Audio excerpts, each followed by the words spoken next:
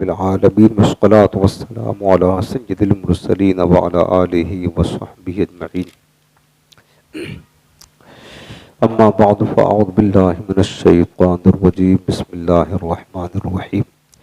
ان اللہ وملائکتہ یصلون علی النبی یا ایھا الذین آمنوا صلوا علیہ وسلموا تسلیما اللہم صل علی سیدنا و شفیعنا و کریمنا مولانا محمد وعلی آلہ وصحبہ بارک وسلم۔ مشکوٰۃ شریف باب الاعتصام بالکتاب والسنہ، یہ باب چل رہا ہے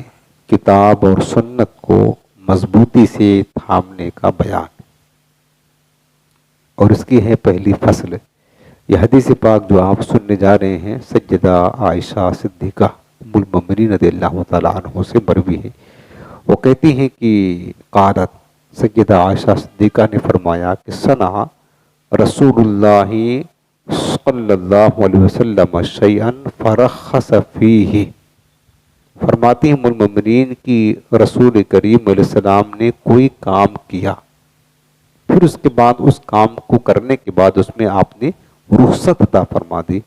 رخصت عطا فرمانے مطلب وہ ہے کہ دیکھیں جیسے حضور نے کوئی عمل کیا تو اب وہ بعض کام ایسے ہوتے ہیں جو امت کے لیے لازم ہو جاتی ہیں کہ امت اس کو کرے،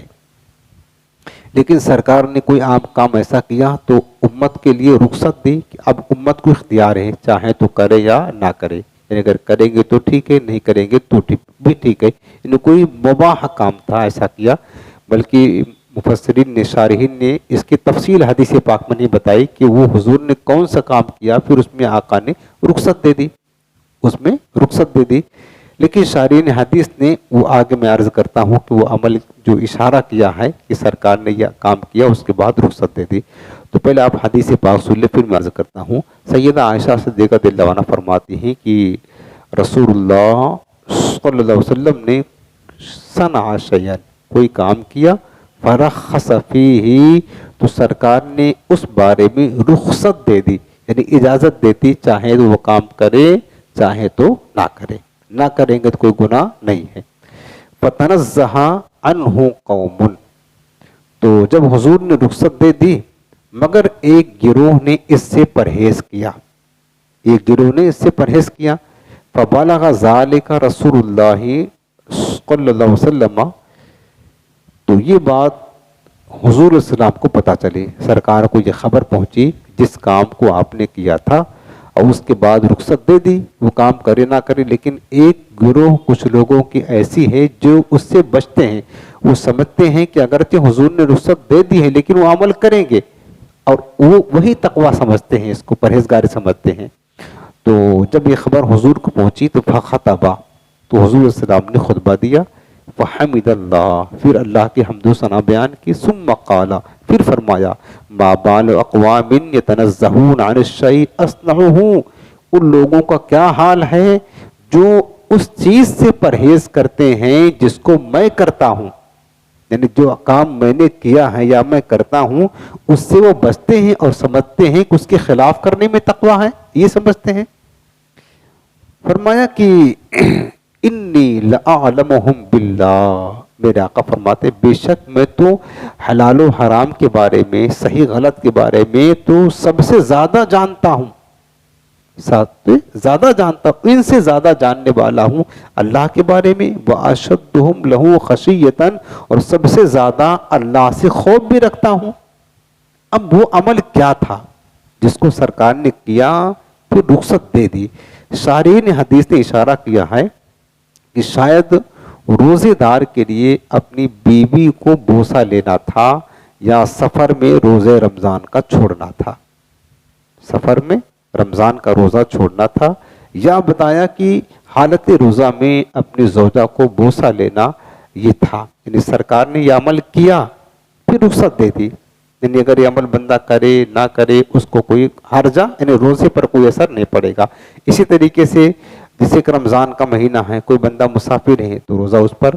فرض نہیں ہے، روزہ فرض نہیں ہے، تو سرکار نے رخصت دے دی ہے۔ تو اب حضور علیہ السلام نے رخصت دی تو بعض لوگوں نے کہا نہیں، سرکار نے اگرچہ رخصت دی ہے لیکن ہم روزہ رکھیں گے، مثال بتا رہا ہوں، چونکہ روزہ رکھنے میں زیادہ تقویٰ ہے، زیادہ پرہیزگاری ہے، تو وہ اس سے کیا مطلب نتیجہ اخذ ہوتا تھا کہ گویا کہ یہ لوگ جو ہے نا حضور نے جو عمل کیا اس کے خلاف کرنے میں تقویٰ سمجھتے تھے۔ سرکار اس بات پر ناراض ہوئے کہ جو عمل حضور علیہ السلام کرے تقویٰ وہی ہوتا ہے، سرکار جو کرے تقویٰ وہی ہوتا ہے۔ اب اس سے مطلب کیا ہوا کہ حضور علیہ السلام نے کیا اور لوگ جو ہے نا اس کے خلاف کر رہے ہیں اور اس کو تقویٰ سمجھ رہے ہیں، تو سرکار کے عمل کے خلاف کرنا یہ تقویٰ نہیں ہو سکتا ہے۔ پھر میرے حضور نے فرمایا کہ میں تم سے زیادہ اللہ سے ڈرتا بھی ہوں، تم سے زیادہ اللہ کے بارے میں معلومات بھی رکھتا ہوں۔ جو حضور علیہ السلام کا نے کیا ہے، حضور کی اطاعت کرنا، فرما برداری کرنا، وہی تقویٰ ہے، یاد رکھنا۔ اور یہ بھی یاد رکھنا کہ اگر اللہ تعالیٰ نے بندوں کو کسی کام کے کرنے نہ کرنے کی رخصت دی ہے تو یہ اللہ تعالیٰ کا بندوں پر احسان ہے، اور اس میں بڑی حکمت ہے۔ مثلاً وہی کہ رمضان کا روزہ مسافر کے لیے، مریض کے لیے رخصت دی نا اللہ تعالیٰ نے، چاہے تو رکھیں ابھی، چاہے تو بعد میں رکھیں۔ اگر مسافر نہیں ہے اور مریض نہیں ہے تو رکھنا تو فرض ہے، لیکن اگر مسافر ہے تو رب نے رخصت دی ہے نا، چاہے تو رکھیں اور چاہے تو بعد میں رکھیں، قضا کر لیں، اس کی گناہ نہیں ملے گا۔ اب یہ جو رب نے رخصت دی ہے تو یہ بھی اللہ تعالیٰ کا بندوں کے لیے آسانی، اس کی رحمت اور شفقت ہے۔ بندہ اگر رخصت پر عمل کرتا ہے تو اس بات کا اظہار ہوتا ہے کہ بندہ رب کی بارگاہ میں عاجز اور مجبور ہے، اور اس سے یہ بھی پتہ چلتا ہے کہ اللہ تعالیٰ اپنے بندوں پر کس طرح شفقت فرماتا ہے، اللہ کے رسول اپنے غلاموں پر کس طرح شفقت فرماتے ہیں کہ اگر کوئی کام امت کے لیے مشکل ہوتا ہے تو میرے سرکار امت کی آسانی کے لیے اس میں کیا کہتے ہیں، رخصت دے دیتے ہیں، اس کے لیے آسانی کا سامان پیدا فرما دیتے ہیں تاکہ امت مشقت میں نہ آئے۔ تو اب دیکھیں جیسے مثال طور پر مسواک ہے، میرے آقا علیہ السلام مسواک سے اتنی محبت فرماتے تھے اور اس قدر مسواک کرنے کا اہتمام فرماتے تھے کہ حدیث پاک فرمایا کہ اگر میں یہ چاہتا ہوں کہ ہر نماز کے وقت مسواک کو لازم کر دوں، میں تو یہ چاہتا ہوں کہ ہر نماز کے وقت مسواک کو لازم کر دوں، لیکن میری امت کے لیے مشکل ہو جائے گا، لہٰذا میں لازم نہیں کرتا ہوں۔ سرکار نے آسانی فرما دی، اب امت کو اختیار ہے، تو یہ رخصت دی ہے نا، سرکار نے لازم تو نہیں کیا لیکن حضور کی خواہش تو تھی، سرکار نے ہمیشہ مسواک کیا، لیکن امت نہ کرے مسواک تو گناہ گار نہیں ہے۔ اب کوئی کہے کہ نہیں امت مطلب لازم کر لے، جس حضور نے جب امت کے لیے لازم نہیں کیا تو کوئی لازم کر کے کرنا شروع کر دے کہ نہیں ہمارے لازم ہے تو ہم کریں گے، یہی تقویٰ ہے، تو ایسا نہیں ہے، بلکہ رخصت پر عمل کرنا یہ جو ہے نا عین جس طریقے سے دیکھیں ہمارے آقا علیہ السلام رات میں عبادت بھی کرتے تھے، سوتے بھی تھے، تو جس طرح رات میں عبادت کرنا حضور کی سنت ہے تو رات میں سونا بھی حضور کی سنت مبارکہ ہے، سنت مبارکہ ہے۔ بعض اوقات میرے آقا ساری رات عبادت کیا کرتے تھے، لیکن بعض اوقات سرکار سوئے بھی عبادت بھی کیے، تو دونوں پہلو ہے۔ حضور نے فرمایا ہے کہ یسروا ولا تعسروا بشروا ولا تنفروا، لوگوں آسانیاں دیا کرو، دشواریاں پیدا نہ کیا کرو، مشکلیں نہ کھڑی کیا کرو، لوگوں کے لیے آسانیاں دیا کرو، بشارت دیا کرو، نفرتیں نہ پھیلایا کرو۔ تو رخصت جو ہوتی ہے نا اللہ اس کے رسول کے طرف سے، یہ بندوں کے لیے شفقت اور محبت ہوتی ہے۔ اور یاد رکھنا کہ تقویٰ پرہیزگاری صرف اور صرف اللہ اس کے رسول کی اطاعت اور فرمانبرداری میں، بس رسول پاک نے جو کیا اس کے مطابق عمل کرنا اور جس سے منع کیا اس سے دور رہنا، اسی کا نام تقویٰ اور پرہیزگاری ہے۔ یہ بات یہاں پر بتائی گئی ہے۔ ایک حدیث پاک اور سن لیتے ہیں۔ یہ حدیث پاک حضرت رافع بن خدیج رضی اللہ تعالیٰ عنہ سے مروی ہے۔ وہ کہتے ہیں کہ قدمہ نبی اللہ صلی اللہ علیہ وسلم المدینۃ وہم یعبرون النخلہ۔ حضرت رافع بن خدیج کہتے ہیں حضور نبی کریم علیہ السلام جب مدینہ پاک تشریف لائے تو لوگوں کو دیکھا کہ اہل مدینہ کھجوروں کے درخت میں پیوند کاری کیا کرتے تھے۔ پیوند کاری مطلب ہوتا ہے جیسے نہیں کہ قلم لگاتے ہیں، کوئی مطلب درخت سے ٹہنی کاٹ کر کے کسی اور درخت میں اس کو جوڑ دیا، اس طریقے سے اہل مدینہ کرتے تھے۔ اور ان کا خیال یہ تھا کہ دیکھو اللہ تعالیٰ نے نباتات میں بھی درختوں میں بھی نر اور مادہ بنایا ہے، میل اور فیمیل کو پیدا کیا ہے، جس طرح انسان کے جوڑے ہیں، جانوروں کے جوڑے ہیں نر اور مادہ، میل اور فیمیل، اسی طرح اللہ تعالیٰ نے درختوں میں بھی نباتات میں بھی، اور یہ بات آج سائنس نے بھی ثابت کیا ہے، سائنس بھی اس بات کو قبول کرتی ہے کہ اللہ تعالیٰ نے नबातात में भी, जानवरों में तो है ही है,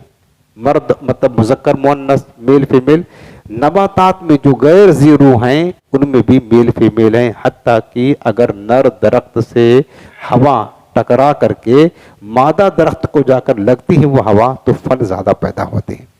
तो अहले मदीना का नज़रिया क्या था कि वो क्या करते थे कि दरख्तों में जो नर दरख्त होता था ना, नर दरख्त की टहनी को कलम बनाते, काटते और उसको मादा दरख्त के साथ जोड़ देते, और इस तरीके से उनके फलों में कसरत पैदा होती है। वो समझते थे कि ये नर दरख्त के टहनी काट करके मादा दरख्त में जोड़ देंगे तो वो जो है ना हामिला हो जाएगी, वो दरख्त हो जाएगा मादा जो है, और इस तरीके से फल कसरत के साथ पैदा होते थे। और यकीनन उनका ये तरीक़ेकार मतलब वो उनका सक्सेस भी था और होता भी था ऐसा। ये सब अल्लाह ताला की कुदरत, उसकी हिकमत के तहत था। तो जब मेरे आका तशरीफ ले आए मदीना, तो देखा कि अहले अरब को, अहले मदीना ऐसे ही करते हैं कि वो हम युअब्बिरून नखला, खजूरों में पेवंद कारी किया करते थे। फ़क़ाला, तो हुजूर ने उनसे पूछा मा तस्नऊना, तुम क्या करते हो? कालू कुन्ना नस्नऊहु, उन्होंने जवाब दिया कि हुजूर हम ऐसा ही किया करते हैं, ऐसा ही किया करते हैं कि नर दरख्त की शाखें मादा दरख्त में मिला दिया करते हैं। काला, हुजूर ने फरमाया कि लअल्लकुम लौ लम तफ़अलू काना खैरा, कि शायद अगर तुम ऐसा ना करो तो तुम्हारे लिए बेहतर होता,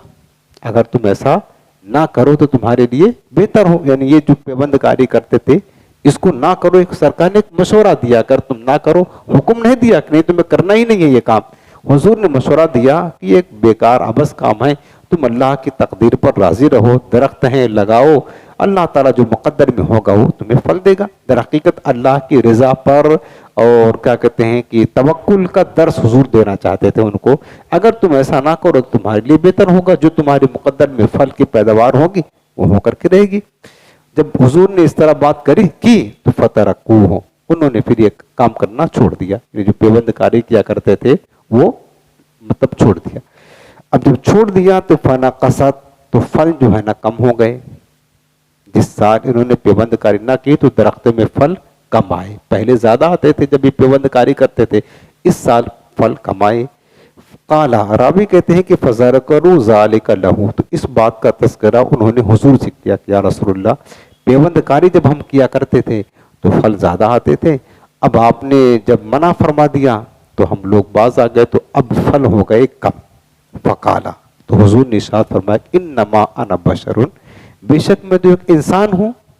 व इज़ा अमरतुकुम बिशैइन मिन अम्र दीनिकुम फखुज़ूहु,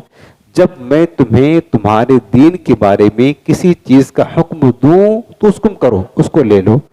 व इज़ा अमरतुकुम बिशैइन मिन राई फइन्नमा अना बशरुन, मेरे आका फरमाते हैं और अगर मैं तुम्हें कोई काम बतौर मशवरा कोई हुक्म दूं, अपने राय से कोई हुक्म दूं, यानी बतौर मशवरा अगर कोई बात कहूं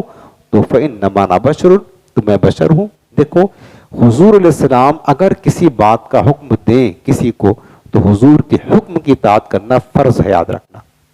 ये फर्ज है। लेकिन अगर मेरे आका बतौर राय और मशवरा से कोई बात करें, बतौर मशवरा से, तो उसमें फिर उम्मत को इख्तियार होता है।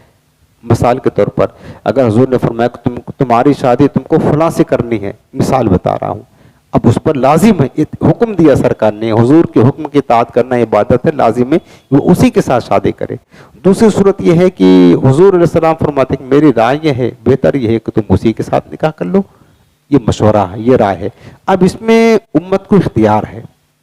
उम्मत को इख्तियार है, हुजूर के मशवरे पर अमल करना फर्ज नहीं है, हुजूर के मुबारक हुक्म पर अमल करना फर्ज है। यही बात मेरे आका अलैहिस्सलाम यहाँ समझा रहे हैं। तो उसमें इख्तियार, अगर वो मतलब हुजूर के राय के खिलाफ भी कोई काम करता तो वो गुनाहगार नहीं होगा, ये नहीं कहा जाएगा कि इसने हुजूर की नाफरमानी की। तो मेरे आका क्या फरमाते हैं कि जो काम मैं तुम्हारे दीन के बारे में हुक्म दूं, दीन के बारे में अल्लाह की वही की रोशनी में दूं तो तुम पर करना लाजिम हो, फखुज़ू, उसको इख्तियार कर लो। लेकिन जो मैं तुम्हें कोई काम कहूँ अपनी राय से, अपने मशवरा से, तो तुम्हें इख्तियार होता है, तो मैं बशर हूँ। यानी हुजूर सलाम ये बताना चाहते थे कि देखो इस वक्त हमारी तवज्जो दुनिया की तरफ नहीं, सरकार की तवज्जो अल्लाह की तरफ, आखिरत की तरफ, दीन की तरफ ज़्यादा होती थी। यानी इस मामले में सरकार ने दुनिया की तरफ इल्तिफात नहीं फरमाया, دین کی طرف التفات فرمایا. اور بلکہ شارحین حدیث نے فرمایا ہے کہ وہ جو مطلب پیوند کاری کرتے تھے اہل مدینہ، تو سرکار نے جب رائے پیش کیا تو حضور کی رائے کو قبول کیا، مان کے پیوند کاری کرنا چھوڑ دیا تو پھل کم آ گئے. یہ ان کی آزمائش تھی. اب انہوں نے سوچا کہ ہم نے پیوند کاری کرنا چھوڑ دیا، حضور کی رائے پر عمل کیا، اس وجہ سے پھل کم آ گئے. ان کی آزمائش تھی. شارحین نے فرمایا کہ اگر 1-2 سال وہ اسی پر صبر کرتے اور اللہ کی رضا پر راضی رہتے تو حضور کا جو مشورہ تھا، ان کو چونکہ ایک مشقت اٹھانا پڑتی تھی نا، اس درخت سے کاٹ کر کے ٹہنی یہاں جوڑنا پڑتا تھا.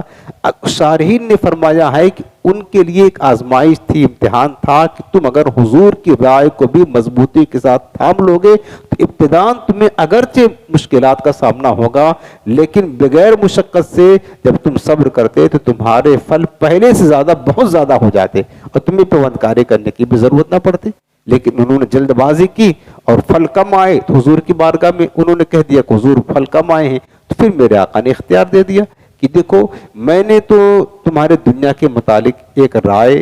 دی تھی، کوئی اللہ تعالیٰ کا حکم یا وحی الہی سے نہیں تھا، تو اب میں ایک انسان ہوں، میری التفات میری توجہ اس طرف نہیں تھی، اور تم جو ہے نا چونکہ روزانہ یہ کام کرتے ہو، میری توجہ تو زیادہ تر دین کی طرف ہوتی ہے، اللہ کی طرف ہوتی ہے، وحی الہی کی طرف ہوتی ہے، اور یہ دنیا کا ایک کام ہے، اور تم جو ہے نا ان کاموں میں تمہارا تجربہ بھی ہے، تم زیادہ ماہر ہو. اگر تمہیں یہی ٹھیک لگتا ہے کہ پیوند کاری کرنے سے پھل زیادہ آتے ہیں تو کوئی بات نہیں، وہی کر لیا کرو. تو سرکار علیہ السلام نے اس بات کا ان کو اختیار دیا ہے. تو اس سے کیا پتا چلا کہ حضور علیہ السلام اگر کوئی کسی چیز کا حکم دیں تو حضور علیہ السلام کی حکم کی اطاعت کرنا بہرحال لازم ہے، لیکن بطور مشورہ اگر کسی کو کوئی بات کہیں تو پھر امت کو اختیار ہوتا ہے، چاہے تو حضور کے مشورے پر عمل کرے چاہے تو نہ کرے. لیکن جو اہل عشق ہوتے ہیں نا، جو عاشق لوگ ہوتے ہیں، وہ یقیناً حضور السلام کی رائے بھی مل جائے تو بھی اپنی رائے پر حضور السلام کی مبارک مشورہ کو ترجیح دیتے ہیں. یہی عشق و محبت کا تقاضا ہے. اللہ تعالی ہمیں اپنے آقا کریم السلام کی سچی پکی عقیدت محبت نصیب فرمائے، اور ہر حکم پر حضور علیہ السلام کے ہر حکم پر عمل کرنے کے اللہ ہمیں توفیق عطا فرمائے.